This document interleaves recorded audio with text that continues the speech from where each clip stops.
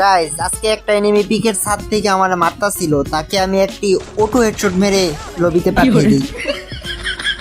তারপর আমি 150 গ্রামের পুডিং খেয়ে নেই। পুডিং খাওয়া শেষ হওয়ার পর কিছু বাজার সদাই করার জন্য পিকের ঘরে যাচ্ছিলাম। হঠাৎ করে দেখি আমার সামনে একটা এনিমি এসে পড়লো। তাকে এনিমিকে অটো হেডশট দিতে যে আমাকে সেই 150 গ্রামে হেলথ এনে পড়ে। তারপর আমি তাকে টিপ দিয়ে মেরে দিই।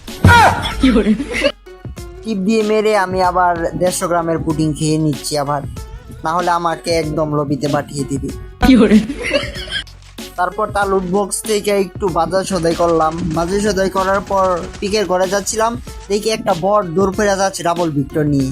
তারপর আমি আমার এডিটিং ক্যারেক্টার ছাড়লাম যে এডিটিং করে তাকে মেরে দেব।